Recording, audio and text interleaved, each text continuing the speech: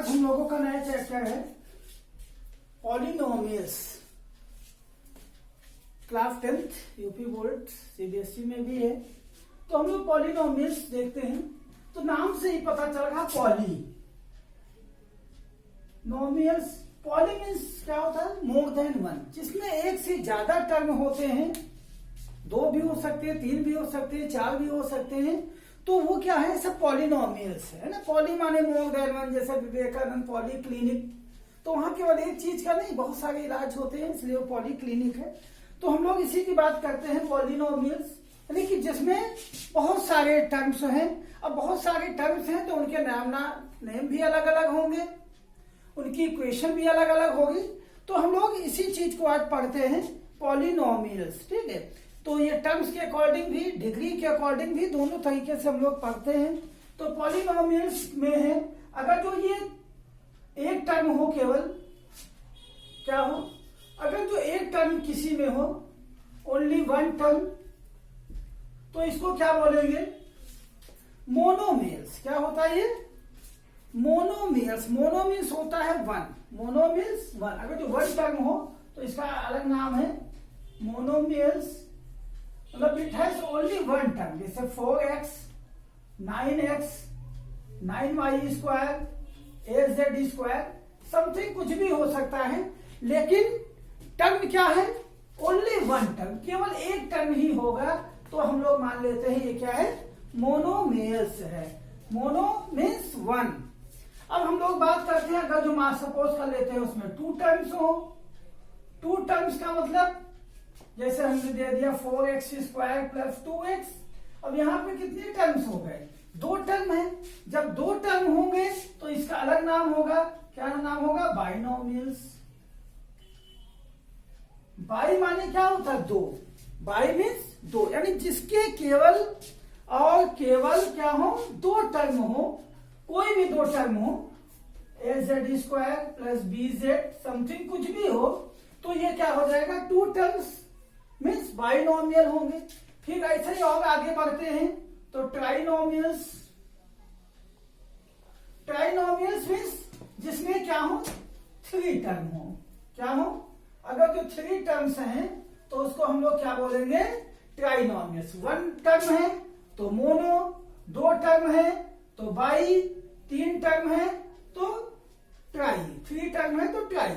जैसे ax cube plus bx square plus cx, कुछ भी सपोज कर लें, मतलब तीन टर्म होना चाहिए। क्या हो? तीन टर्म हो, ax plus by plus cz, कुछ भी हो सकता है। abc कांस्टेंट भी हो सकता है, कोई गिनती भी हो सकती है। लेकिन कंडीशन क्या है? कि उसके तीन टर्म्स होने चाहिए। कंडीशन क्या है? तीन टर्म होने चाहिए, एक दो तीन। अगर जो तीन टर्म है तो ये क्या होगा? ये ट्राइनोमियल्स होगा। फिर कांस्टेंट टर्म भी होते हैं। कांस्टेंट में जैसे कोई गिनती आ गया, √2 3 4 5, अगर जो कुछ ये है केवल, तो ये केवल कांस्टेंट टर्म हमारा कहलाता है। क्या कहलाता है? ये कांस्टेंट टर्म, ठीक है। कोई गिनती है, ये कांस्टेंट है, इसको हम लोग चेंज नहीं कर सकते हैं, तो ये हमारा हो गया कांस्टेंट टर्म। अब हम लोग इसी के अकॉर्डिंग, अब पावर के अकॉर्डिंग हम लोग पढ़ते हैं। ये तो हमारे टर्म्स के अकॉर्डिंग है कि monomials means one term, binomial means two terms, trinomial means three term, and so on so. आगे हम लोग देखते हैं,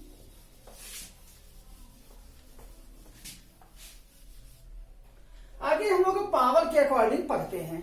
क्या कहते हैं? उसकी डिग्री ऑफ पॉलिनोमियल्स क्या होगी। अब किसकी बात कर रहे हैं हम लोग? Degree of polynomials.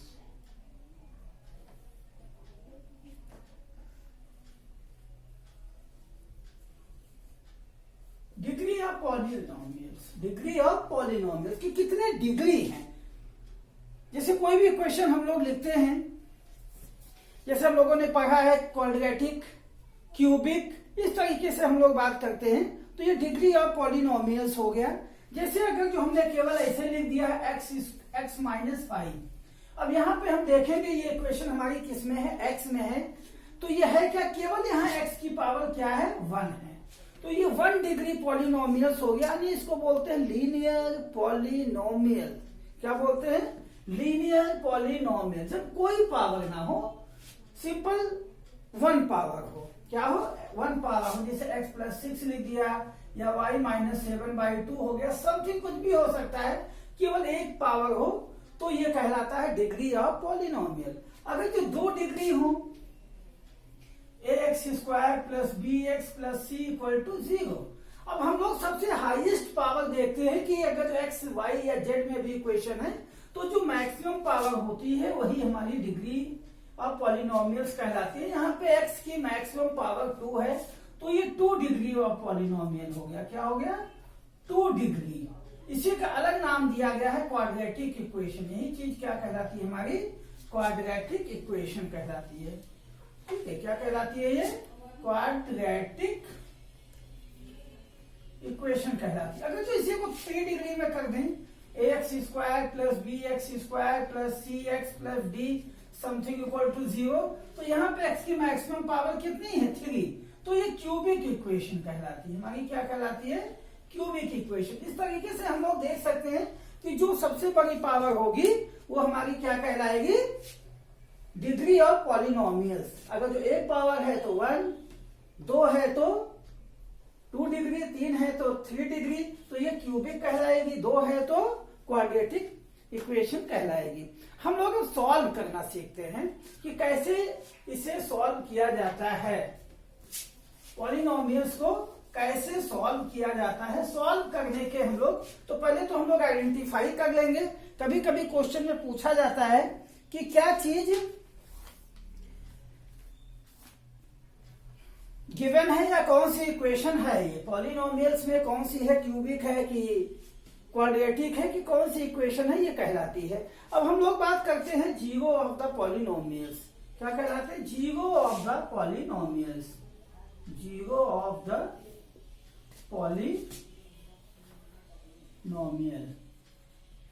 तो जीरो ऑफ द पॉलिनोमियल हम लोग जैसे क्वाड्रेटिक इक्वेशन की बात करते हैं जो हमारे सिलेबस में है। क्वाड्रेटिक इक्वेशन जैसे हो गया x² minus 4x plus 8 equal to 0। हम इस इक्वेशन को कैसे सॉल्व कर सकते हैं ये जानना है। तो हम एक तरीका तो इसका है फैक्टर करने का, लेकिन हम लोग यहाँ पे फैक्टर प्रोसेस की बात नहीं करेंगे। ठीक है, हमने पहले पढ़ा भी है कि कैसे नेचर फाइंड करते हैं। ठीक है, और कैसे यहाँ पे अगर जो हम लोग सपोज कर लेते हैं कि अगर जो इसके रूट्स अल्फा एंड बीटा हैं, क्या है? Alpha and beta are the 2 roots. तो अगर जो हमें इसके अंदर यहाँ पे फाइंड करना होता है सम ऑफ द रूट्स। क्या फाइंड करना है? Sum of the roots. तो सम ऑफ द रूट्स निकालने का फार्मूला होता है minus coefficient of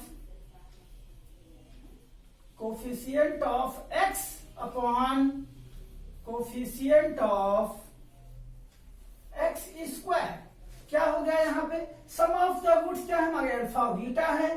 then alpha plus beta equal to minus coefficient of x means -4 upon coefficient of x²। कोई number नहीं है तो 1, तो ये क्या हो गया? +4 हो गया। यहीं पे निकालने को आता है प्रोडक्ट ऑफ द रूट्स। क्या हो गया? Product of the roots.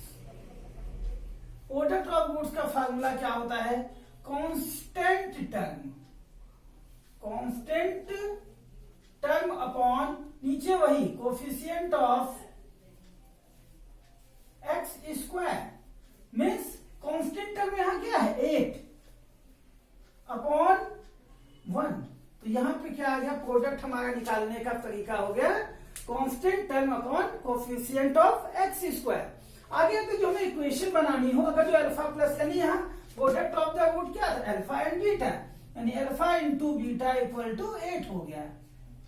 अगर जो हम लोग इसको स्टैंडर्ड फॉर्म से समझना चाहें, स्टैंडर्ड फॉर्म से इस इक्वेशन को समझें, जैसे हमने सपोज कर लिया कि हमारे स्टैंडर्ड इक्वेशन है ax² plus bx plus c equal to 0। ये क्वाड्रेटिक की स्टैंडर्ड फॉर्म होती है। और सपोज कर लेते हैं कि alpha and beta are the 2 roots. Alpha and beta are the 2 roots. तो अगर ये 2 रूट्स हैं तो इसका सम निकालना होगा। तो सम ऑफ द रूट्स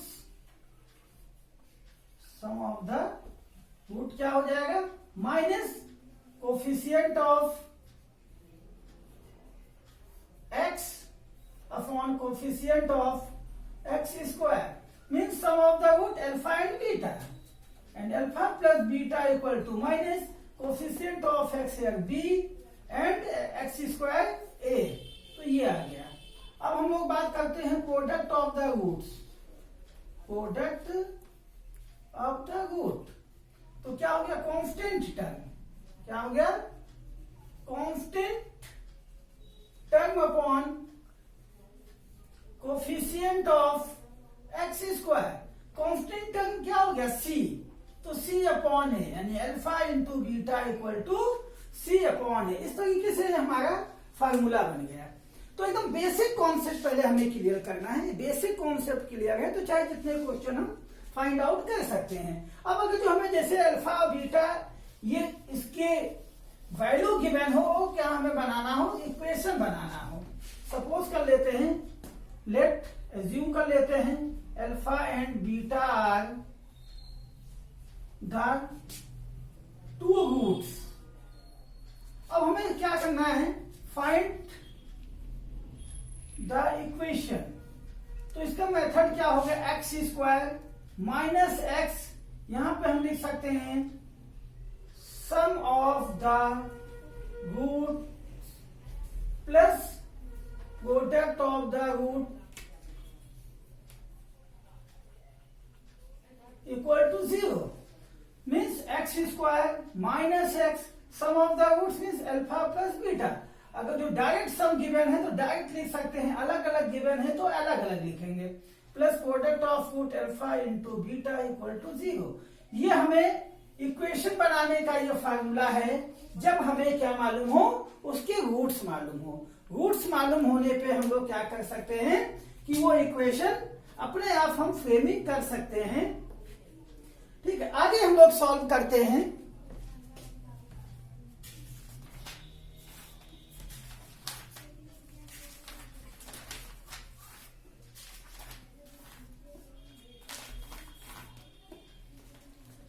आगे क्वेश्चन हम लोग सॉल्व करते हैं, या इसी में और देख लेते हैं जैसे हमें nature of the root find करना है।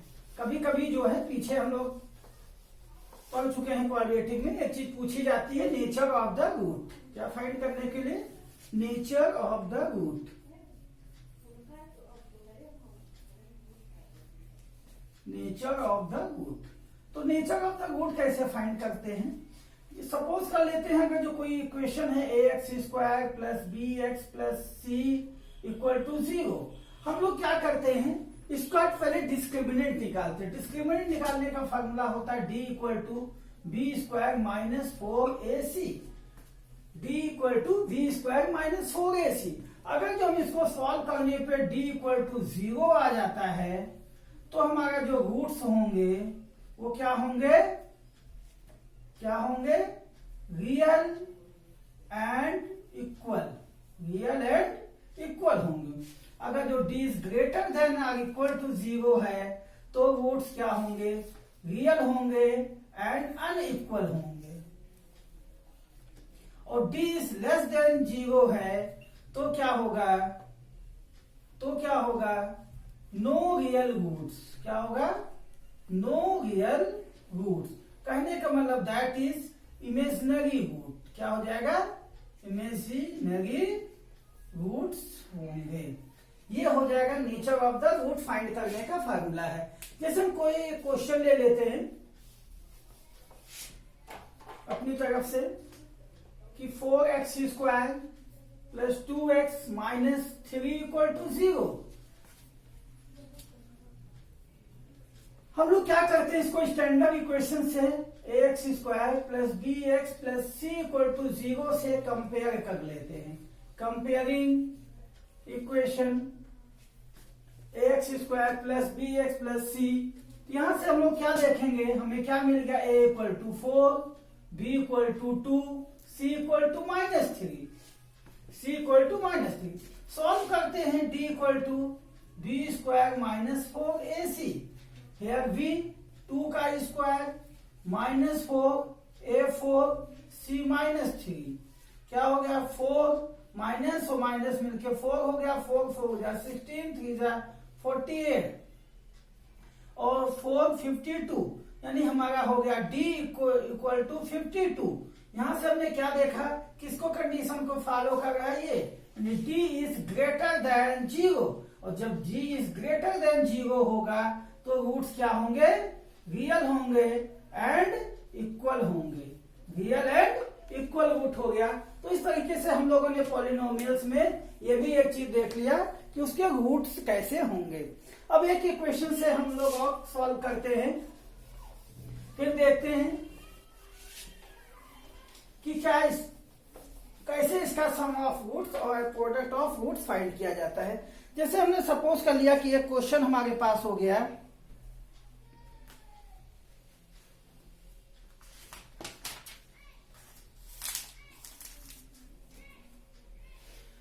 ये क्वेश्चन बता दिया गया, जैसे हम ले लेते हैं कि 3x² plus 20 plus 16x equal to 0, 3x² plus 16x plus 20 equal to 0। अब यहां पे हमें निकालना है, फाइंड करना है, find sum of root and product of root and product of root. हम लोग क्या देखेंगे, इसको कैसे सॉल्व करेंगे, इसका सॉल्यूशन देखते हैं।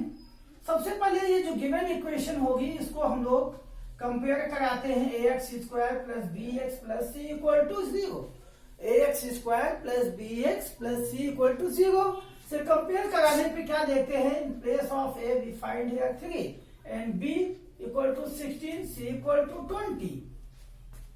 ये चीज हम लोगों ने पाया। हम लोग को क्या निकालना है, sum of root. Sum of root निकालने के लिए हम लोगों ने फार्मूला डायरेक्ट भी पढ़ लिया था कि sum of root equal to minus b upon a, minus b upon a, ये हो गया। या ऐसे देखें, product of x, product of x means क्या हो गया, 16, प्रोडक्ट ऑफ एक्स स्क्वायर 3, तो 16 अपॉन 3, ठीक है। और इसे product of the roots find करना हो, प्रोडक्ट ऑफ रूट्स फाइंड करना हो तो क्या हो गया, c अपॉन ए, या constant term upon product of x square 3, 20 upon 3। इस तरीके से हम इस क्वेश्चंस को सॉल्व कर सकते हैं डायरेक्ट फार्मूला अप्लाई करके, ठीक है। बाकी चीजें अगले